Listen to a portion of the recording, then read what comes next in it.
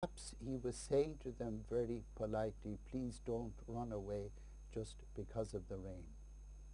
Anyway, as the storm continued to rage, the Pope knelt down before the Blessed Sacrament, and the 2 million people gathered around the aerodrome lapsed into silence. For me, the interesting part of this story comes from the police who were on security duty that evening, and they said afterwards that they had never witnessed anything like this. They said if a storm like this hit a rock concert or a football match with such a crowd, there might have been chaos, a stampede, and a lot of damage. Here, they said, here we witnessed silence and stillness before something immense and mysterious.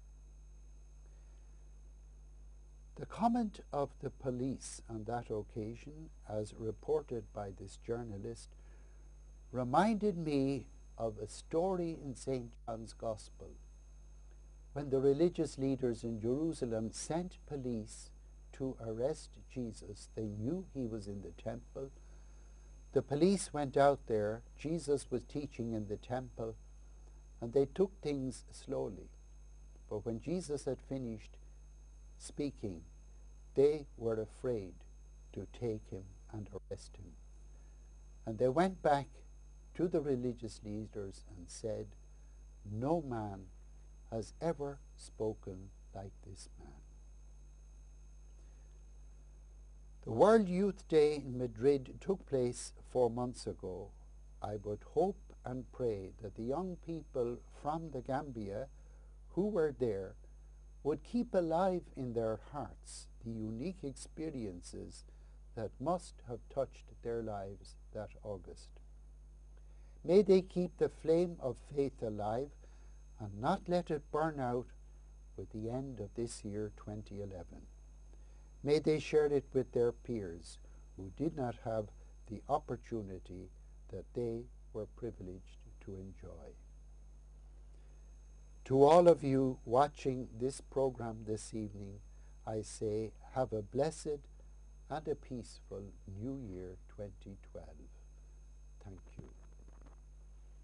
At the beginning of this new year, let me join others in wishing you a happy new year. I do that in the name of Almighty God and behalf of the Methodist Church in the Gambia. There are many people for whom the year 2011 has not been a happy year. If you think only of those whom you know in the Gambia, there are those who have lost their job, or lost their health, or lost a parent, or lost a child. They will be glad that the old year has ended and that a new year is about to begin. And they will hope that the new year will be a happier one. If you go beyond the Gambia, you will think of many for whom 2011 has not been a happy year. Think of the nuclear disaster and tsunami in Japan. Think of the suicide bombings in Iraq, Pakistan, and Afghanistan. Think of the suppression of popular uprising across the Arab world. And think of the many deaths in the Ivory Coast and the Democratic Republic of the Congo, both during their elections and after them. In many of these cases, you and I can do very little to help. They are too far away, except for us to help through prayer and perhaps through sending aid. But when we come to the Gambia and the places where we live and work, we can do something. We can make a difference. Here we can say a Happy New Year and mean it.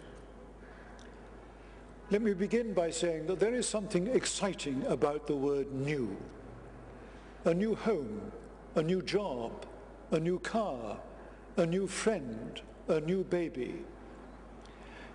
It is not that we have forgotten what is old, but the new word suggests a fresh start. This is indeed true every morning when we rise and begin a new day. But it is especially true at the beginning of a new year, a sense that we can start afresh. We go around wishing people a happy new year.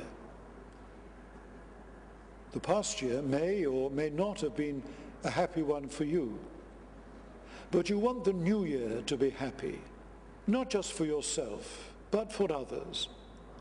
That is why you wish people a happy new year. Yet the question I want you to answer is not, will you wish people a happy new year, but will you make it a happy new year for them? How about your family? Will you make it a happy new year for them? I don't mean necessarily by giving them presents, but for example, by being understanding, by being generous with your time and with your help, by forgiving and accepting forgiveness, by putting others first and yourself afterwards. Wishing someone a happy new year is not just a matter of words, but a matter of attitude and of the actions that come out of a right attitude. I begin with your home and family, because that is where we spend most of our time. After our home, we spend most of our time at work. What does it mean to say a happy new year at work? Not just to your colleagues with whom you work, but to those for whom you work. You get a clue if you remember that your job is not just a job for your benefit, in other words, to give you enough money to earn a living. Indeed, it is first and foremost a job for the benefit of others.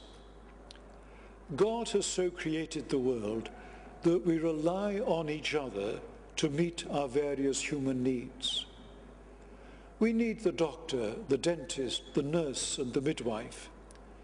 We need the soldier, the police officer, the civil servant, the minister. I could go on until I had mentioned every worthwhile job in the Gambia. But those few examples are enough. We have doctors and nurses for the support of patients, not patients for the support of doctors and nurses. We have government ministers and civil servants for the support of the people of the Gambia, not the people for the support of government ministers and civil servants. You may not have noticed that the word service or ministry is one way of describing these jobs. Those in high office in government or in the church are called ministers, that is, servants.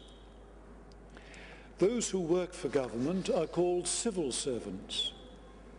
Those who work in the army, the police, the prisons, work for what are called the armed services, the police service, the prison service.